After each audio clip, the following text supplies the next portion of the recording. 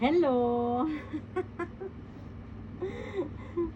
Kaka-upload ko lang ng video ko. Pero, mayroong nag-comment. Ang sabi, salawahan ka.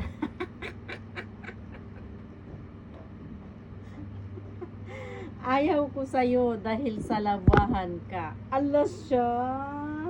Salawahan daw ako.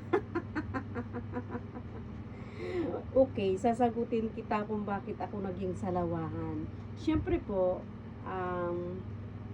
kailangan gandahan ko yung pagka-explain para maano ninyo, maintindihan nyo ha. Ano ba? Sandali, bakit ganun?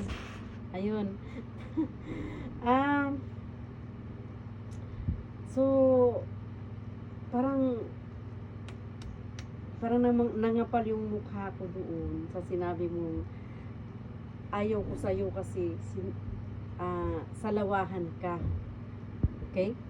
So, alam mo ba kung bakit ako naging salawahan? Kasi, naghahanap po ako. Hindi naman yan, paghahanap ko, basta-basta na lang ako gagrab doon sa porket nakilala kita, basta-basta na. Of course, there is a qualification. Oo, may hinahanap ako na gusto kong makita. Oo, gusto kong mahanap ko yun. Gusto ko yung hindi ko pagsisihan. Kasi yung baka yung isip mo kasi porket nakilala kita, nakausap kita, tayo na. So, porket widow ako, hindi na ako, wala na akong karapatang maghanap o mag-search or mamili. 'Di ba? Parang yun ang mo kaya ayaw mo sa akin dahil salawahan ako. Siyempre, ganito yun. Hindi pa naman tayo kasal. Hanggat hindi pa kasal, I have right na mamili. I have right na magkausap ng iba. I have right na maghanap ng iba. Yung ganun. Hanggat hindi pa tayo kasal. Kasi kapag tayo nagpakasal, hindi kasi yan ang pag-aasawa kasi. Hindi kasi yan ano nga to? Parang titi mo na kaya kong isubo at iluwa na parang lollipop. Tama ba ko?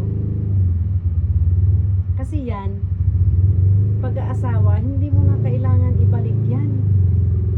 Isulit sa magulang niya. Oo. Sa kagaya ko, widow na. Tapos naghanap ako ng iba. Tapos nagustuhan ko siya.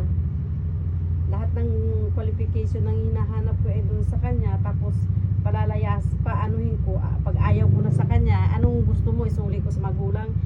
Wala na yung magulang nun, matanda na yun. O di ba? Ibig sabihin, palalayasin ko na lang.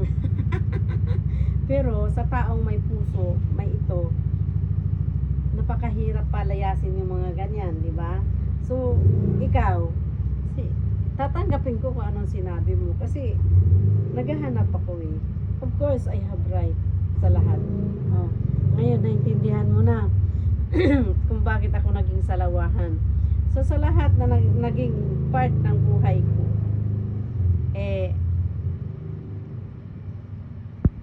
syempre alam nyo rin kung asan kayo. 'Di ba? Asan yung limit nyo? 'Di ba? Hindi yung porket nakausap nyo kayo na, tayo na, hindi. 'Di ba? So, ayan. So, naintindihan mo na? So, follow sa akin. Okay? Para more pang maintindihan mo kung bakit ako naging salawahan.